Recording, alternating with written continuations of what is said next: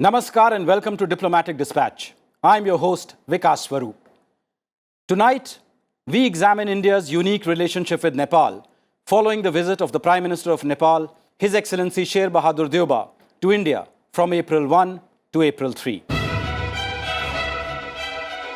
India and Nepal share deep cultural, religious and economic bonds. Strong people-to-people contacts are underpinned by ties of marriage and kinship, popularly known as Roti Beti Ka Rishta. Nepal is an integral part of India's neighbourhood first policy. Since 2014, Prime Minister Modi has visited Nepal 4 times. Nepal shares an 1,850 kilometers long open border with India. Both countries extend visa-free entry to each other's nationals. At least 8 million Nepalese live and work in India, and around 600,000 Indians reside in Nepal. Indians account for about 30% of foreign tourists in Nepal. There is extensive cooperation in the field of defense and security. Since 1950, India and Nepal have been awarding honorary rank of general to each other's army chief. Security agencies of both sides also share close cooperation, including exchange of information. In the wake of the 2015 earthquake in Nepal, India was the first responder and carried out its largest disaster relief operation abroad called Operation Maitri. India remains Nepal's largest trade partner, with bilateral trade crossing $7 billion in 2019-20. India provides transit for almost the entire third country trade of Nepal. Indian firms are among the largest investors in Nepal, accounting for more than 30% of the total FDI stock in that country, worth nearly $500 million. There are about 150 Indian ventures operating in Nepal. India is implementing several large development and infrastructure and connectivity projects in Nepal, as well as small development projects in key areas of education, health, irrigation, and rural infrastructure. A total of about 600 megawatts of power is currently being supplied by India to Nepal through different transmission lines, assisting Nepal to overcome the power shortage in the country. The two countries are also cooperating in water resources, primarily concerning flood management of the common rivers. Till date, India has sent more than 9.5 million doses of vaccines to Nepal, both on grant and commercial basis, as part of its COVID-19 assistance. Yet, India-Nepal ties are not free from irritants. Tensions have been brewing since 2015, when Nepal blamed India for the Madhesi agitation of 2015 and an economic blockade over Nepal's promulgation of the new constitution. More recently, Nepal laid claim to Kalapani, Limpiadhura and Lipu Lake, which fall within Indian territory, and even published a new official map to formalize the claim. Kathmandu is also charting a closer strategic, economic and political relationship with China, whose interest and influence in Nepal has grown steadily in the last decade. So Prime Minister Deuba's visit was both timely and impactful. He held extensive talks with Prime Minister Modi. The two Prime Ministers jointly flagged off Nepal's only railway link between Janakpur in Nepal and the border town of Jayanagar in India, which was constructed by Indian grant assistance. The two Prime Ministers also remotely inaugurated an electricity transmission line that will supply hydroelectric power generated in the Solukhumbu area where Mount Everest is located to Nepal's national power grid. Both countries agreed to speed up the Pancheshwar hydroelectric project on their border in West Nepal. Nepal joined the International Solar Alliance and agreed to use the Indian RuPay card, which would strengthen financial connectivity and promote Indian tourist flows. Both sides also signed agreements that include cooperation in railways and sharing technical expertise between the Indian Oil Corporation and Nepal Oil Corporation. To discuss this visit and India-Nepal ties in greater detail, I am now joined by two well-known experts. Ambassador Jayant Prasad had a distinguished 37 years career in the Indian Foreign Service, during which he served as India's ambassador to Algeria, Afghanistan, Nepal, and the UN Conference on Disarmament in Geneva. He is also a former Director General of the Institute for Defence Studies and Analysis in New Delhi. Dr. Sachin Chaturvedi is Director General at the Research and Information System for Developing Countries. A visiting fellow at several prestigious institutions, he works on issues related to development cooperation and South-South partnerships. He has authored and edited 9 books, apart from publishing several research articles in various international journals. Let me begin with you, Ambassador Prasad. This was Prime Minister Deuba's first visit abroad since becoming Prime Minister last July. What do you think was the significance of this visit? Actually, this is Prime Minister Deuba's fifth visit to India, but you are right, the first after he took office last July.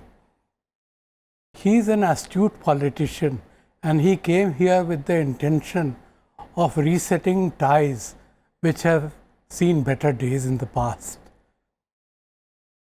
He came 5 times earlier, matching the record of the legendary Sher Bahadur Deuba. And actually, since 2015, you mentioned, India-Nepal ties have seen bad days. And this is despite Prime Minister Modi's memorable trip in 2014, when he made, incidentally, the first visit to Nepal bilaterally after 17 years that any PM from India had gone. So the visit is significant in two very specific ways. First, it has rekindled India-Nepal relations. Second, it has revived India's diverse development partnership with Nepal. And of special significance is the Accord on Energy and Power, on which India has given the green light for facilitating the sale of Nepalese electricity to third countries. Dr. Chaturvedi, India-Nepal ties, as Ambassador Jayant Prasad just said, are now driven by the new logic of interdependence and connectivity. So what are the tangible ways in which we see this happening on the ground? As Prime Minister very rightly articulated, India is committed for prosperous Nepal and happy Nepal. So we are very much supporting Nepal on various fronts that are required, both in terms of enhancing robustness of connectivity, the power connectivity, the road, rail, and also in terms of how the digital connectivity is coming in. And several measures have been announced during this bilateral visit. The efforts are also on to renew the trade and transit treaty, bring in more robustness in terms of the delivery and the quality of development projects. So you find vivid ways in which we are engaging with Nepal, and we are also trying to go forward with huge people-to-people contacts, and that I think is evident through the new avenues that have been opened for our partnership in the education sector. Ambassador Prasad, the open border between the two countries remains a unique feature of our relations. Prime Minister Modi said at the meeting with Prime Minister Deuba that the two sides also discussed the misuse of India-Nepal open borders by unwanted elements. So what are the benefits and what are the challenges of this open border between India and Nepal? Because the open India-Nepal border is unique in the sense that there is no such border that India has in its neighborhood. So the benefits to Nepal are enormous.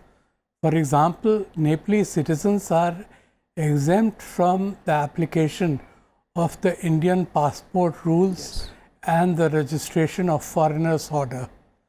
They are free to settle in any part of India. They are free to engage in any occupation or business. They can even go to the northeast where Indians need permits, but Nepalese don't. They can buy property in India. India, incidentally, gives Nepal access at 24 points for goods in transit, which is more than the normal 2 which are allowed to landlocked countries by its neighboring countries which have a seafront. 98% of Nepal's third country trade goes through Kolkata or Visakhapatnam. And once Nepal begins to think of exporting its goods to Gulf and West Asia, I'm sure we'll open Western ports also to Nepalese. So why did we talk about strengthening of the mechanisms of surveillance and security on the border? That is because terrorists and smugglers of narcotics and fake currencies sometimes abuse this open access. And so we have taken a number of steps in the past by deploying the SSB on the Indian side and the Nepal Armed Police on the Nepalese side. But what we are now doing is to help the law enforcement agencies get into a habit of cooperation so that any loopholes that exist are plugged. Dr. Chaturvedi, now Prime Minister Modi has said that the Pancheshwar hydroelectric project would be a game changer for the development of the region. Can you tell our viewers a little bit more about this important project and why cooperation in the power sector has been lagging behind with Nepal as compared to the tremendous strides that we have made in the power sector cooperation with Bhutan, for instance? That's a very important question, Ambassador Swarup, and I think it also, in a way, takes the whole narrative forward, what we heard from Ambassador Jayant Prasad, in terms of trust and faith in bilateral partnership. As we heard him saying, the kind of support India has extended. Similar trust at times has been missing from Nepal's side. And I think the idea when we started, if I go back to the first 5-year plan of Nepal and India as a support to 5-year plan, Nepal was the first country where we did this. Nepal was the first country where we started in the India Aid Mission in 1952. Yes. And we turned that into India Aid Mission in 1966, saying that India doesn't provide aid, so we call it India Cooperation Mission, ICM. And this is evident from our approach to Nepal. But in terms of the power transactions that you are talking about, Pancheshwar project is testimony to this commitment that India has. We have evolved our partnership with Bangladesh, with Bhutan, and we have benefited collectively. Our idea is that India is a growing economy. India is now world's fastest growing economy. Our neighbors should take advantage of that. And this is an important part of the energy intensity with which we are growing. So Pancheshwar project provides this huge opportunity to Nepal. Instead of Nepal exporting to India and earning money out of this transaction, it's happening the other way. India is providing power to Nepal. Same was happening with Bangladesh to some extent. And now the situation is changing, transforming. So I think Nepal also has to realize that Pancheshwar project is going to transform. The inauguration by the two prime ministers at this point, as your report initially mentioned, is an important, I would say, initiative. In terms of what you saw in Solocum, your report mentioned about that, I think is important dimension. There are the Aruna 3 we have already entered in, and that's a very important dimension. In terms of the transaction points that Ambassador Jayant Prasad talked about, they are important initiatives, and we are trying to see how we go forward, how we bring in power integration in the whole campus that we have with our linkages that is there. The whole idea of 5,000 megawatt that we want to generate, and our budget is... So Pancheshwar's capacity is 5,000 megawatt, and the budget that has been capped is of $500 billion. So that's the amount that we are envisaging for partnership. That's the amount we are looking at. And imagine it is just the 90 megawatt that we are talking of at this point. So there are several steps required. There is a lot that Nepal can see in terms of how India-Bhutan partnership has grown. It's a win-win partnership. It's a partnership which is in terms of Prime Minister's idea of one world, one grid. We are trying to see that the South Asia should come up with one grid, and this effort is already on. At my own research institution at RIS, Foreign Secretary Shringla launched what is called as SAGE, the South Asia Group on Energy, and our idea is that we form one grid in the region. So I think Pancheshwar project is a major component in that direction, and that should be seen as part of the win-win in this region. Ambassador Prasad, Dr. Chaturvedi said that, with Nepal, there are lots of opportunities for win-win partnerships. But at the same time, there have been periodic reports that Nepal does not want to continue the 1950 treaty of peace and friendship with India. What is your take on this issue? it's a complex issue. Some of the criticism in Nepal about the treaty is unjustified. For example, some allege that the treaty is unequal simply because it was signed by the Prime Minister of Nepal and the Indian ambassador in Kathmandu. But India signed similar treaties with other neighbors in 1950, with Afghanistan, with Myanmar, Burma, and also with Bhutan.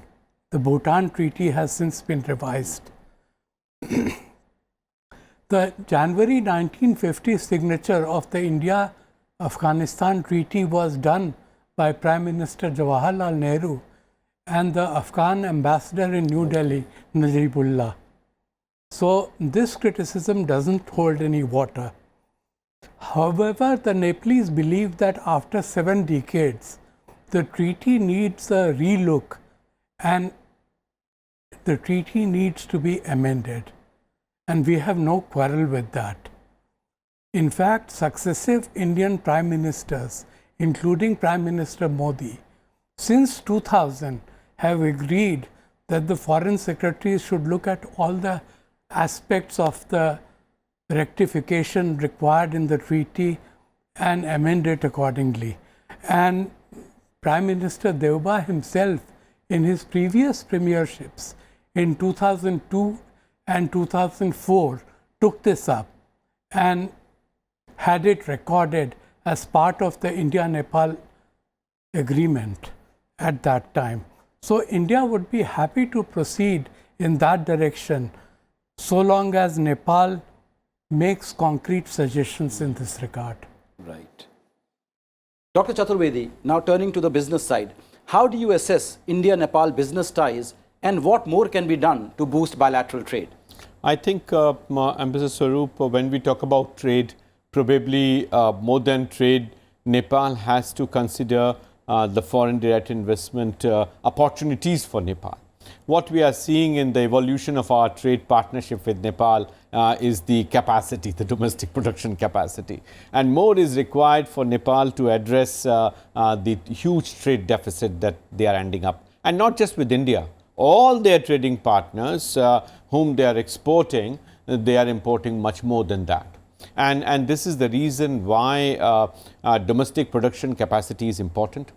It was way back in 1963 that India had provided industrial fare to Nepal. And then subsequently again in 96, 97, we provided support for industrial policy and coming up of industrial enterprises.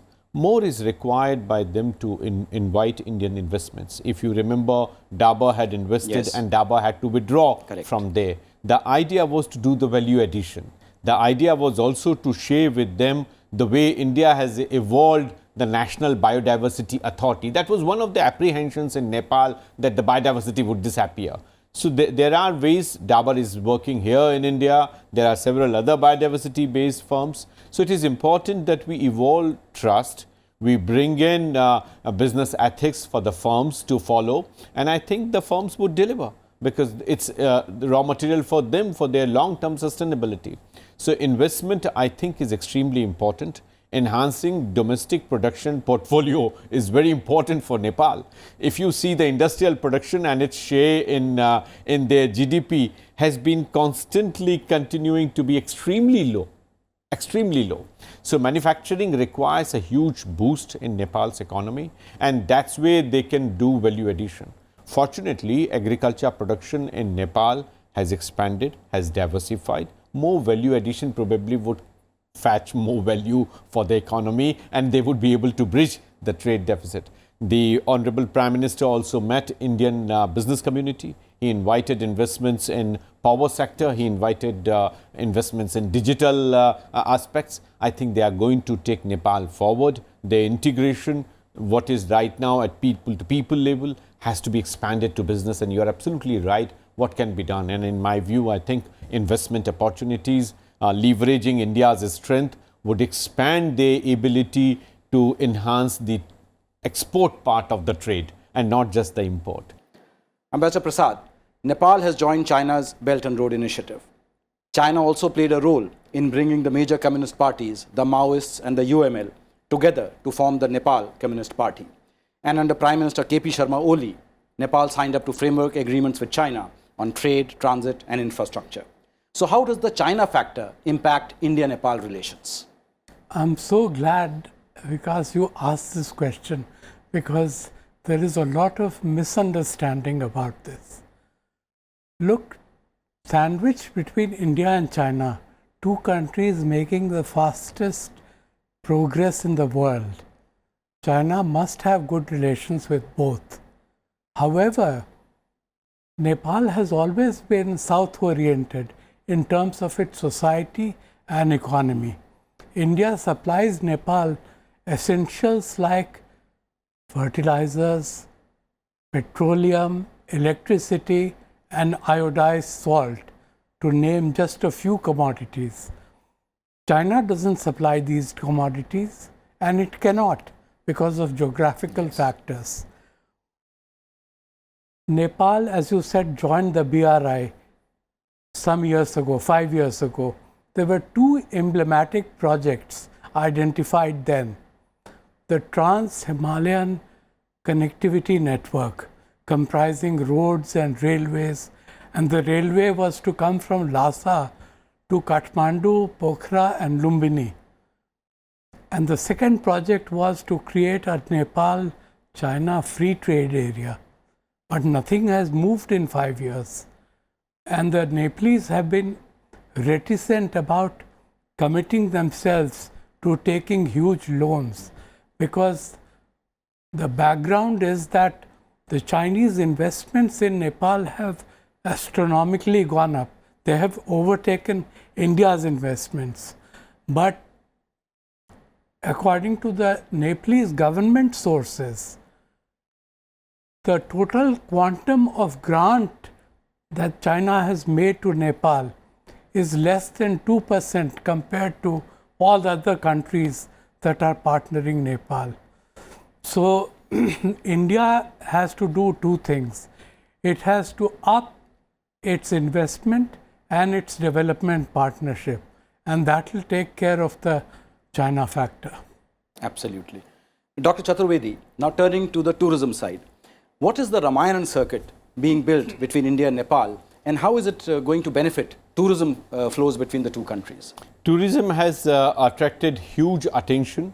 If you see before COVID, the expansion in the total market was 34% over a period of 4 years. So from 2014 to 2018, you find expansion of 32%, which is extremely interesting and impressive.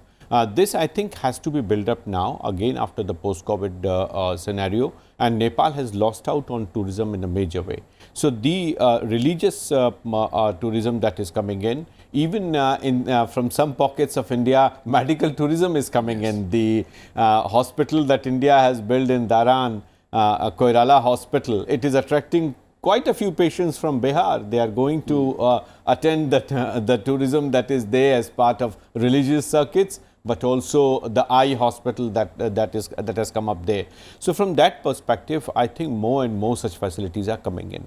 And again, I would re-emphasize the point that I made in terms of trade. The tourism also requires investment, and Nepal has to make that investment in terms of the hotels, in terms of connectivity, and also in terms of the other attracting tourists, whatever facilities you require. Nepal has to invest in that.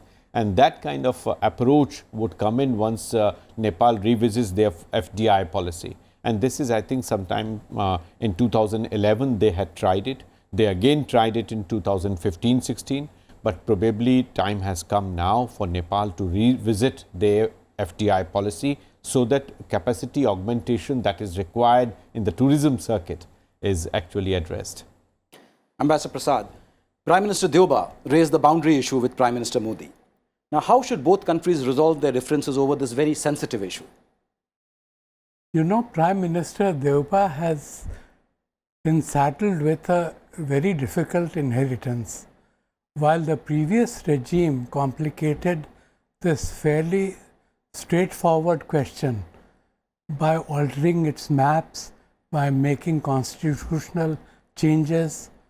Mr. Deuba has proposed that we simply establish a mechanism to address this. 98% of India-Nepal border has been settled by the surveyors general of the two sides, and the strip maps are ready for signing. So the differences are only on two specific points. One you mentioned, the Kalapani area, the other is Susta. And it can easily be resolved through dialogue if there is political will to do so.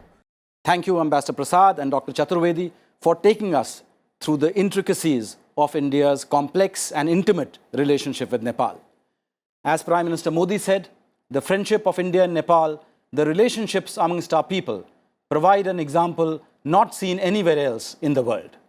The visit of Prime Minister Deuba has imparted new energy to bilateral ties and set ambitious new goals for the future of India-Nepal relations.